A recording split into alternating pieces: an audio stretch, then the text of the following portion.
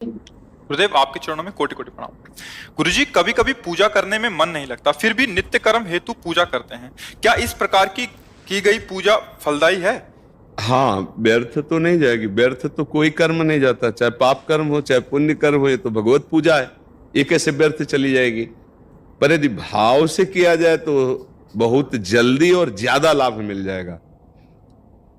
जैसे हम अपने बच्चे को जब भोजन पवाते हैं तो कैसे पवाते हैं? मेरा बेटा, कोई पुण्य कोई लाभ की बात थोड़ी रहती है। वो अच्छे से भरपेट पाले, यही लाभ है हमारे को। नहीं होता? माँ जो ऐसे डांट के कहती है ये खा ना तू, ये पी। अब उसे पूछो कि तुम्हें अगर वही माँ किसी संत को पवाएगी तो उसके अंदर भावना होगी कि पुण्य मिलेगा। ध्यान रखना, नहीं होती? साधु महात्मा के खवाने से पुण्य मिलेगा, पाप नष्ट हो जाएंगे। या बहुत अच्छा भागवत हुआ, भक्त हुआ, तो सोचेगा भगवान प्रसन्न हो जाएंगे। लेकिन वो कामना करेगा, पर वो अपने जब पुत्र को पवा रहा होता है तो इनमें से कौन सी कामना करता है कि भगवान प्रसन्न हो जाएंगे, कि पुण्य होगा, कि पाप? कुछ सोचता है क्या? उसे पूछो क्यों नहीं सोचता, तो वो कहेगा मेरा बेटा है, इसके लिए सोचने की जरूरत क्या है? तो मेरे भगवान हैं। आप देखो, घूम के आओ, मेरे भगवान हैं। अब भाव में भर करके बढ़िया चार रोटी थोड़ी सब्जी भाव में भर के दो भोग लगा रहे हैं। प्रभु पाओ मुझ गरीब के पास। वो ऐसी पूजा हो रही है कि आपको समझ में आ जाएगा क्या हो। बाजार गए, कोई इत्र थोड़ा सा अपने सब्जी लाने के पैसे से काट करके उससे इत्र ले लिया और प्रभु को ले। प्रभु पूजा का स्वरूप ये भाव, वस्तुओं से ज्यादा भाव। पर वस्तु को लेकर भाव आता है नहीं, वस्तु को लेकर। जैसे चोखा मेला जी बाजार गए थे अपने घर की ठाकुर के लिए सब्जी लाने। देखो बड़े बड़े केले रखे, वो कहा केले तो बहुत सुंदर है, बहुत रसीले लग रहे हैं, ये विट्ठल भगवान के लिए बहुत अच्छा रहेगा। अब जो पैसे थे उससे केले खरीद लिए। भाव का विषय देखना, सेवा का।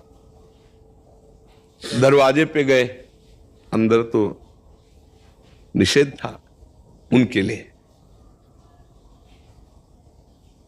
पहले पूर्व में वर्ण परंपरा, कुल परंपरा, इसका बड़ा विधान, तो उन्होंने कहा केले ठाकुर जी को भोग लगा दो। अरे तेरे हाथ के केले थोड़ी ठाकुर जी पाएंगे। उनका इन्होंने हमसे कहा है, बहुत उच्च कोटि के महापुरुष हुए चोखा मेला जी, महाराष्ट्र के बड़े महाभागवत हुए हैं। ठाकुर जी से कहा अगर आपको पाना नहीं था तो मेरे अंदर प्रेरणा क्यों की? और जब हम लाए तो आप मना कर रहे हो। तो विट्ठल भगवान के सेवा के पार्षदों ने कई बार समझाया, जन नहीं माने तो जो वहां सेवा में थे गेट के, उनको आदेश किया तो धक्का मार के उनको बाहर कर दिया।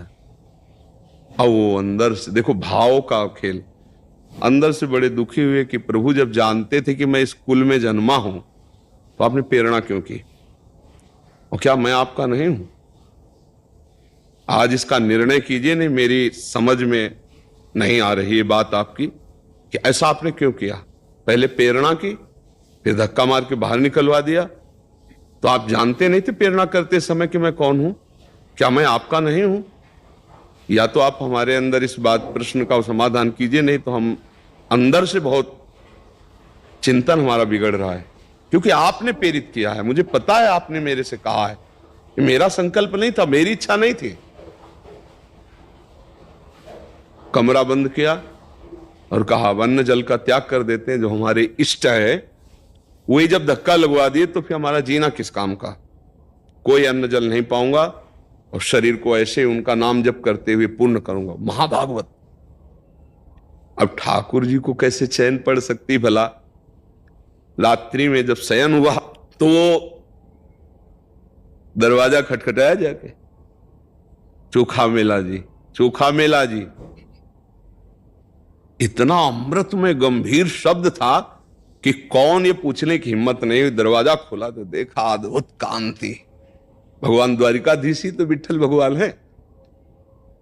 अद्भुत ऐसी नीलिमा इंद्र नीलमणि अद्भुत कांति में भगवान मंद मंद मुस्कुराए। अंदर से गए भगवान, चोखा मेला जी से कहा कहां है केला, और गोद में बैठ गए। बोले पवाओ अपने हाथ से। भगवान ने पाया।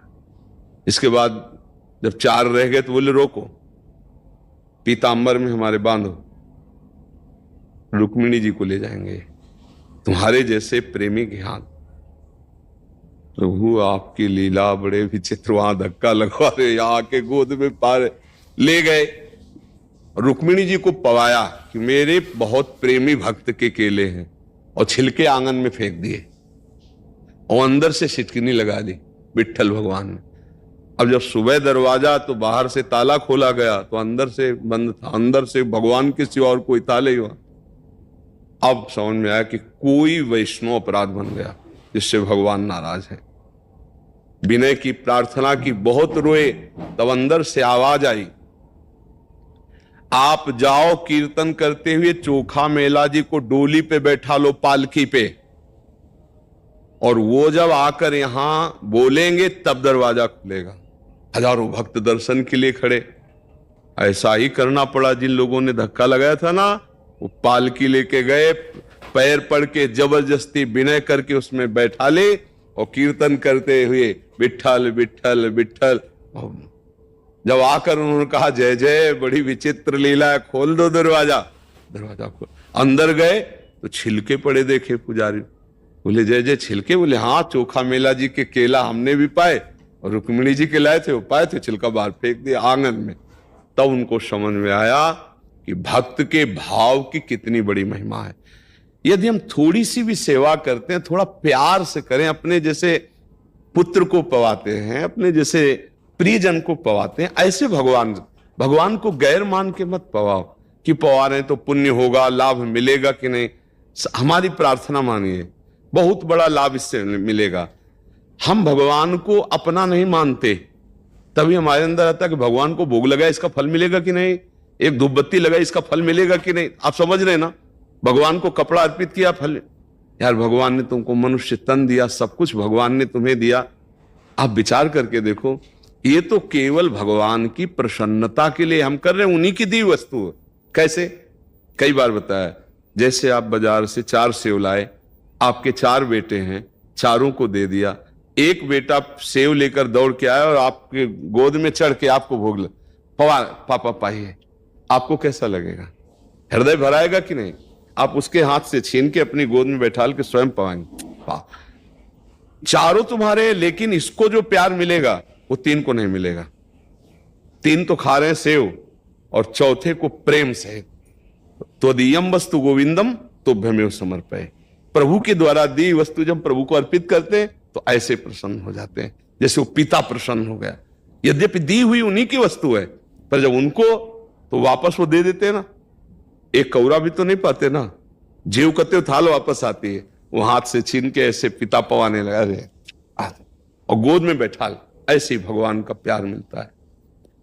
हम प्रभु को अपना ना मानकर इतना पराया मानते कि हर कार्य का फल चाहते हैं। हम कहते हैं मिलेगा, असत क्रियाओं का फल है तो सत्क्रिया का फल अगर हम भाव से करें तो बहुत जल्दी लाभ मिल जाए। बेर कोई बहुत अच्छी चीज होती है क्या? बखान बखान के राम जी पा रहे हैं सबरी मैया के। कोई चावल नहीं चबाएगा साधारण आदमी, सुदामा के टूटे हुए तंदुल बखान के पार है। हमारे ऐसे कृपालु भगवान हैं, अनंत ब्रह्मांडों के स्वामी होकर भी गीता जी में कह रहे पत्रम पुष्पम फलम तोयम ये में भक्त्या प्रति। एक तुलसी दल, एक चुल्लू जल, एक फूल, एक कोई फल, अगर भगवान को भाव से उसी से रीझ जाते हैं, प्यार से सेवा की जाती है, ऐसा भाव रखते हैं कि प्रभु मेरे हैं। जैसे अपने लोग मेरी लाडली जू, मेरे लाल जू, मेरे प्रिया प्रीतम जू, ऐसे भाव से सेवा की जाती है। तो इस भाव को हमें कहीं पढ़ने की जरूरत नहीं है। हम अपने बेटे को कैसे पवाते हैं, अपने पति को कैसे सेवा करते हैं, ऐसे जैसे हम अपने प्रियजनों को पवाते हैं, ऐसे हम प्रभु को भोग लगाएं, ऐसे हम प्रभु को दुला। अपने बेटे को कैसे सजाते हैं? नहला दिया, कपड़े पहनाए, सब। कोई फल की आकांक्षा होती क्या? तो फिर प्रभु से तत्काल आप फल की क्यों चाह करते हैं? फल तो मिलेगा ही। जैसे तुम्हारा बेटा एक दिन सयाना होकर के एक दिन तुम्हारी ऐसी ही सेवा करेगा। अगर वो थोड़ा भी विवेकवान है तो पैर छुएगा, तुम्हारी सेवा करे। तो आज तुम सेवा कर रहे हो, कल भगवान तुम्हारी सेवा करेंगे। भक्तों के चरित्रों को पढ़ के देखो, भगवान कह रहे हूं भक्तन को दास, भगत मेरे मुकुटमणि। पग चापूं सेज बिछाऊं, नौकर बनूं हजाम। हाकूं बैल बनूं गडवारो, बिना तनख्वाह रथवान। यही तो मेरे मन में ठनी, भगत मेरे मुकुटमणि। क्या तनख्वाह अर्जुन जी दिए हैं? रथ हाँक रहे हैं भगवान। आप सोचो, संधि दूत बनकर जा रहे हैं, अखिल कोटि ब्रह्मांडों के स्वामी भगवान। जो आप सेवा करें ना, उससे बढ़कर आपकी सेवा करेंगे, और वो ही कर रहे हैं। अभी समझ में नहीं आ रहा ज्ञान के कारण, तो हमें लगता क्या दे दिया भगवान ने? ये मानो दे दिया, तुम्हें बुद्धिवान बनाया, तुम्हें नेत्रवान बनाया। थोड़ी देर के लिए आंख बंद करके देखो, अगर सदा के लिए बंद हो जाए तो कैसा लगेगा? तुम्हें आंखवान बनाया, नेत्र है, तुम्हारे श्रवणेन्द्रिय है, घ्राणेन्द्रिय। इस समय तुम बहुत सुंदर योनि प्राप्त किए हो भगवान की कृपा से। अब आप भजन करके, इतना भजन करके कि संसार का जो बंधन है, पाप पुण्य का, दोनों काट के मुक्त हो सकते हो। पर हम लोग मुक्त होने की जगह और फंसने वाले कार्य करते रहते हैं। इसीलिए हमारा भगवान के भजन में और सेवा में मन नहीं लगता। टीवी देखने में मन लग जाएगा? नहीं। हम तो बड़ा आश्चर्य मानते हैं कि 50 रुपया दे के भीड़ में लाइन में खड़े होकर तो उसमें जाके फिल्म में 2-2.5 घंटे एकाग्र तपस्या, मन नहीं भटकेगा, एकदम आनंद। और जानते हैं कि ये झूठा चल रहा है। गजब की बात है, संसार में झूठी बात देखने के लिए कष्ट सहकर पैसा लगाकर 2.5 घंटे समय, और उसमें मन न लगाओ तो हमें बताना, एकदम मन लग जाएगा, कभी मन भागेगा नहीं। नहीं, तुम्हारी रुचि के अनुकूल केवल फिल्म लगी हो, फिर क्या कहना है, मतलब परमानंद में डूब जाओगे। और जब भगवान सत्य हैं और उनका भजन करने बैठो तो वहां 2.5 घंटे 2.5 मिनट भी सही ढंग से भजन नहीं ले पाएगा, मन भाग पड़ेगा। तो है कुछ गड़बड़ी है। इसका मतलब ये माया मुझे सत्य से हटाना चाहती है, इसीलिए इससे लड़ना पड़ेगा। हम प्रभु का नाम जपेंगे, प्रभु के गुण गाएंगे, जबरदस्ती प्रभु की सेवा में रहेंगे और हर कर्म प्रभु को समर्पित करेंगे, माया पर विजय प्राप्त कर लेंगे। तो ये भाव अगर नहीं भी बन रहा तो भी भगवान की सेवा व्यर्थ नहीं जाती। पर भाव से करे तो भगवान बहुत जल्दी कृपा करते हैं, क्योंकि भगवान वस्तुओं के तो भूखे है नहीं। सबको ही जानता है भाव का भूखा हूं मैं। हाँ, भगवान को भूख कैसे लगती है? तुम्हारे भाव से। अगर भाव नहीं तो भगवान तो पूर्ण काम है, उनको भूख कैसे लग जाएगी? वो कोई 5 भौतिक शरीर वाले थोड़ी है कि उनके प्राण अन्न मांग रहे हैं, वो तो चिदानंद है। जब भक्त के अंदर भाव आता है कि प्रभु ये पाएंगे, तो भगवान के अंदर वही भाव चला जाता है और वो पाने लगते हैं। ये था माम प्रपद्यन्ते तास तथैव भजाम्यहम्। एक गजब की बात है कि सुदामा के सूखे चावल के टुकड़े बखान कर पार रुक्मिणी जी सोच रही हैं, 56 भोग लगाती हूं, कभी वाह नहीं कहा। और ये रोमांचित हो रहे सुदामा जी के तंदुल पाक। क्या भाव, दैन्यता, मुझ गरीब के पास है ही नहीं कुछ कि द्वारिकाधीश को दूं, तो छुपाए थे। तो कहा क्या लिए हो? ऐसे छीन के एक मलिन कपड़े में। भगवान सुदामा, आज मैं ही नहीं समस्त ब्रह्मांड तृप्त कर दिए तुमने। क्योंकि रोम रोम में भगवान के ब्रह्मांड है ना, कोटि कोटि ब्रह्मांड एक एक रोमकूप में वास करते। ब्रह्मांड निकाया निर्मित माया, रोम रोम प्रतिवेदक है। इसलिए भगवत सेवा उसका फल मिलेगा, पर भाव से करे तो बहुत अच्छा रहता है। एक सेवा कर लो केवल भाव से, चाहे प्रातःकालीन कर लो, चाहे राजभोग वाली कर लो, और तो दिनचर्या चली रही, पर एक सेवा भाव से कर लो। मेरे प्रभु, वो छवि नहीं है, वो गोपाल जी ऐसे नहीं बैठे हैं, वो प्रियालाल साक्षात देखो कण कण में है, तो वो तो है ही है, प्रभु है ही है। तो वहां वैसे भोग लगाओ जैसे प्रभु को लगाया जाता है, जैसे अपने प्रियजनों को पवाते हैं। और लो, और अब देखा 4 रोटी सब्जी रख दिया और भाव किया प्रभु को और इच्छा, गरम गरम गए, 1 रोटी और घी से चुपड़ी भाव प्रभु। जैसे कोई रिश्तेदार आवे, प्रियजन आवे, तो कैसे हम पवाते हैं? भगवान के लिए चिरौरी रख दिया है, कटोरी में पानी रख दिया, और आप हलवा और चाय लेकर, कॉफी लेकर जा रहे हैं आप। तो भगवान यार गरीब आदमी थोड़ी कि तुम्हारी चिरौरी की जरूरत थी। हाँ, अनंत ब्रह्मांडों के स्वामी। गांव में जानते हो दुकान में जाए तो कहे नारियल दो, कपड़ा दे दो, सुपारी दे दो, तो बोले भगवान वाली ना, बोले हाँ।